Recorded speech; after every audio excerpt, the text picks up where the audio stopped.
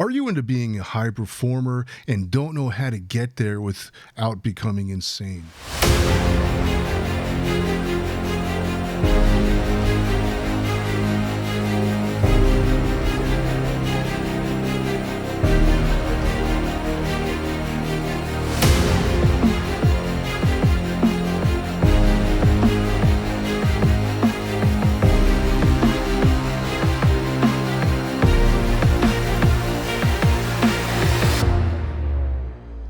This is Dr. Spencer Coaches. I'm going to talk to you today about high performance because you want to knock their socks off at work in whatever endeavor you're taking on in life because you want to get ahead in life. You don't want to lose the game. You want to win at life. And this is what this is going to be about because I'm here to help you win at life. And whatever work or job you do, career or project that you're on, there's always this sense of looking at a mountain and wondering how you're going to climb it, figuratively speaking. How are you going to accomplish this? How are you going to manage this? What do you got to do? I mean, let me put it this way. Some of my friends growing up became professional skateboarders. And I remember watching them, their level of performance, their dedication, their commitment, their willingness to persevere and suffer was just beyond other people. They weren't afraid to get hurt. They weren't afraid to take chances. Fast forward to now, and what I see in highly successful people is this state of high degree of being focused, just ultra focused. In fact, Paula Abdul was watching an interview with her, and she was saying, I'm just a regular person. I mean, people look at me as Paula Abdul, but, I'm just a regular person inside. And, I hang out with other people who are, do what I do and stuff. And you know what? The only difference between me and other people is I'm just hyper-focused. That's it. That's the only difference. That I'm not a better person. I'm not trying to say I'm better than anybody. I'm just hyper-focused. And a lot of my friends are all hyper-focused. And I see this quality in people who have achieved a high degree of success. Because you want to buy a home. You want to move up in your career. You want to keep increasing your income so you can create investments and retire, never have to work after 65. You want to drive up an old beater car where you're constantly pouring money into it to get it fixed. You want to buy a brand new car because it's reliable. And hey, let's just face it. Nothing wrong with impressing your friends and family with what you got, what you accomplished, the house you bought. Everybody shows off their house. Nothing wrong with that. Nothing wrong with status. When you get caught in that and that's what you think all that life is about status, then you got problems. You're being materialistic. But accomplishing things and having markers of your success and accomplishment is not a bad thing. And you want to accomplish these things not only to show off, but so you have a sense of security, a sense of certainty, knowing that your needs will get met, knowing that there's going to be food on the table, a roof over your head for an extended amount of time until the moment of death. And even beyond that, your funeral is going to be paid for. You want to be able to provide for your family, be a mother or a father. I mean, ultimately, you've got to have this sense of success just to do that. So high performance often is associated with this idea of being ultra disciplined, working 80 hours a week, not having a good relationship with your family. Like Dan Pena talks about, he talks about how his father, basically never spent any time with him, and it was a blessing because by not spending time with him, he basically figured out things on his own, and it drove him to work harder. And he said the best father that a father can be is a father who's never around. And I disagree with that, but I understand what he's saying. Whatever motivates your son to become successful, and without losing his sense of integrity, I believe, and sanity. But what causes him to want to work hard and excel at life? I mean, this is what all parents want from their children because you understand how difficult it can be just to pay the bills, just to keep the lights on. And you don't want to just float. You don't want to tread water. You want to swim. You want to thrive, not just get by. Nobody gets a job just to get by. Everybody has this will, this desire, this aspiration to improve their circumstance at every increment in life. Also, there's the pressure of, when you get married as a man, you're expected to provide for the family. and the cost of housing keeps going up. So the pressure is on, and you have this idea of what it takes to get there. Now, there are people, especially if you're an entrepreneur like myself, you will be working long hours, but not because you have to. It's because you love to. You're doing what you want to do. If you have a 9-to-5 job and you're an employee, you tend to want to just clock out at the end of the day and go home and not think about work. You know, if an entrepreneur is working 60 hours a week, he's working 14 hours a day, and then you're talking to a friend who clocks out at 5. He's looking at you like, why are you working so hard? You're crazy. And you're looking at him like, why aren't you working towards what you want? What's wrong with you? You know, I'm doing this because I want to, not because I have to. And that's the difference in mentality. So what I'm talking about is there is a worker bee mentality, and then there is a leadership mentality. And if you want to succeed, you got to break out of the worker bee mentality.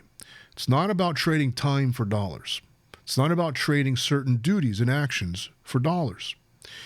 It's about creating impact. The more valuable you become, the more you will get paid. The more of an expert you are, the more efficient you can operate things, the more you will get paid. When you can save the company money, and not by cutting corners, by manipulating the numbers, it's not about putting in extra hours. You know, there's a saying, work smarter, not harder. How do you do that? You hustle, right? It's negotiating. It's communicating, it's networking, and knowing who can do what your capacities are, what other people's capacities are and are not. Know your strengths and your weaknesses so you know who to outsource to do the things you cannot, and you create team. You know, I was listening to Russell Brunson. He's the founder of ClickFunnels. It's a web page that has created a whole new way of marketing for many online marketers, creating sales funnels that have increased the revenue in millions, multi-millions of dollars, where a lot of people have become highly successful through just changing their marketing plan by using ClickFunnels. And he talks about how he broke out of the $3 million a year and rose to the $7 million a year income. And he said no matter what he did at $3 million, he just couldn't get past the $3 million a year, no matter what he tried, no matter what changes he made, no matter who he hired, no matter what he did. And he realized what got him to the $7 million was teamwork. He had to hire a CFO, a CMO, that's Chief Financial Officer, and a Chief Marketing Officer. I believe Russell probably, I don't know exactly what role he played. He's definitely the CEO. He created and founded ClickFunnels, but maybe he was the COO, Chief of Operations. But what he found was he couldn't market, even though it was a marketing company. He couldn't be in charge of marketing because he had to run operations. He couldn't be in charge of finance, and he couldn't run the numbers and make sure the books, everything, financial goals were met and bills were paid, because he had to run operations. So he hired a chief he hired a chief financial officer and a CMO. And after he did that, he created a whole team around marketing, a whole team around finances, and he probably had the team around operations. I mean, he knew how to run the company because he built it. And that's what launched him to $7 million a year. Now, you're going to hear this from a lot of people who, break past either 6 figures into 7 figures. Now, I'm just using money because it's an actual tangible idea that can be measured and quantified as dollars. You can use satisfaction it's more subjective though. So it's harder to talk about what's satisfying to one person than to another, what's fulfilling to one person than another. Some people may want to quit their job and spend more time with their family, and to them, that's more fulfilling. Even though they take a pay cut, it doesn't matter if they're able to spend more quality time with their family. That's what matters to them. So here, I'm not saying you're some bad person if you don't make a certain amount of money or not successful. I'm just using numbers as an example because it's more tangible, it's quantifiable, it's measurable. You measure success. There's a saying, success leaves markers. There are markers of success. I have a patient who founded and created Guitar Hero, that game for Xbox many years ago. Him and his brother wrote it and created it, and then it was sold to EA Sports, I believe, or I forgot the exact company, but he built it up, had about 5,000 employees, or 1,000 employees rather, and that's considered to be a small company, and really built it up as much as he could. And you see the evolution of that game on Xbox until he couldn't do it himself anymore. So EA Sports bought it over and then put him in charge of it, and then it blew up even more because EA Sports had, a greater resources to draw from to promote it and build it up. And that's what it boiled down to, is available resources. When you have a teamwork, when you have more people working for you, your resources increase. And that's what enables you to get to another level. Now, if you're a sole proprietor and you're working out, or you're just a single parent or whatever, you're just a worker bee, and I'm not putting you down. I'm just saying you do a 9-to-5 job, you collect a paycheck, and you want to move up in your company and get ahead, be in charge, there's something has to change. You're not going to produce different results doing the same thing. So part of being a leadership is directing workflow of other people. Think of like a baseball or a basketball coach. They got to direct the plays of the team and direct the training. And it's not just the head coach. They have a training coach, they have a conditioning coach, they have all different types of coaches working specific aspects of the game. And the head coach makes sure all that happens. Not only makes sure the training happens, but also has the psychological, the motivation, the speaking ability to create motivation in the players, to inspire them to want to play harder, to want to succeed, to want to score, to want to, play better defense, to create the belief that you can do it because you can. We as human beings have so much self-doubt. If we can't do something, well, there's the ability to learn how to do something. And it's in the learning that the transformation happens, because you don't have to resign to the skill set that you are. When I went through chiropractor school, I didn't think I was that smart. I didn't get straight A's in high school. I didn't get straight A's in my undergrad.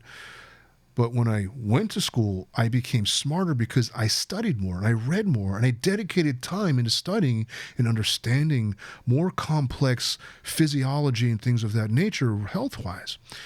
And as a result, I actually became smarter. I did an IQ test. I'm not trying to brag, but through training, you can improve your ability in any endeavor.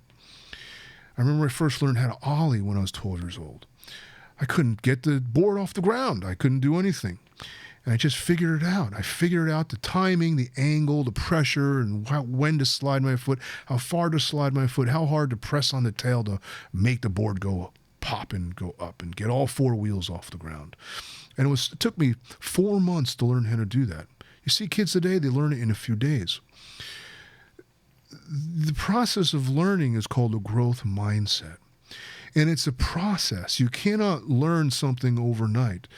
Transformation and growth and higher pay doesn't happen overnight. You may ask, well, what can I do? What can I do to move up in the company? What can I do to improve? Does that mean I got to learn leadership? Does that mean what is leadership in the corporate world? Managing. I'm in a part of the world where there's a high degree of technology. There's a lot of computer programmers here. And the computer programmers, they get paid an average of, say, $1.25, and that's their starting salary. And most of them get paid around that price. And then that's with a bachelor's degree. If you're a certified computer programmer, you go through one of these boot camps. You start out about 80, and then you go up to 90, but you never break the six figure because you don't have a bachelor's degree. Now, the computer programmers that want to make $250,000, go into the next double their income, essentially, they're usually the superstars. They are so good, they're whizzes at whatever programming they're doing, that they become a commodity. They become a valuable asset because they know how to write the code and nobody else knows that. Now, you can improve your skills. You can become a superstar. You can become a Michael Jordan. You become a Kobe Bryant. You can become a Tiger Woods and excel by developing your skills and stand out from the others. And that takes a lot of hard work. Some people are born with that talent. Some people cultivate that talent, like Michael Jordan. He wasn't born a great basketball player. During summer camp in college, he literally spent 4 hours every day when everyone else went home, and he practiced drilling. He practiced shooting free throws. He practiced three-point shots. He did dribbling for 4 hours every day.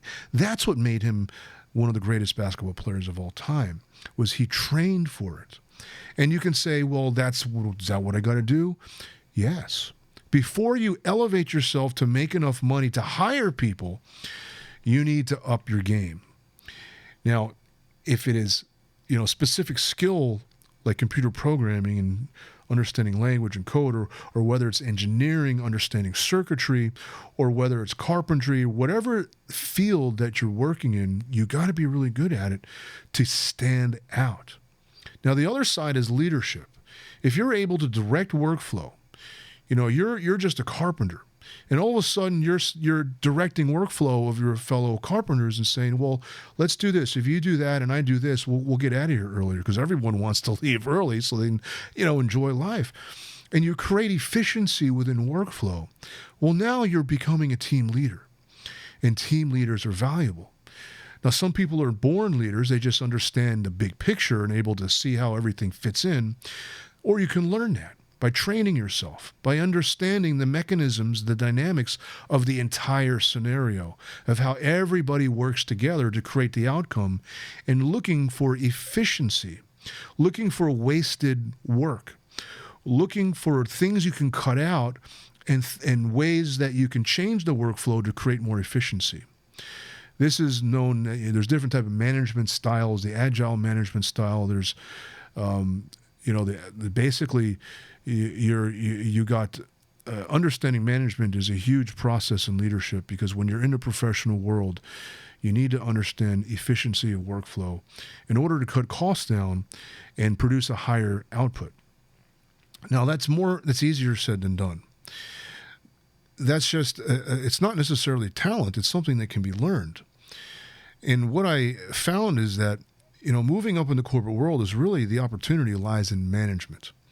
Because if you can become director, you become department head and then project manager, you're directing various departments, and you become director and you're directing various project managers who are in charge of projects who, involve various departments and department heads, and department head needs to manage teams, and the team leaders need to manage the specific employees.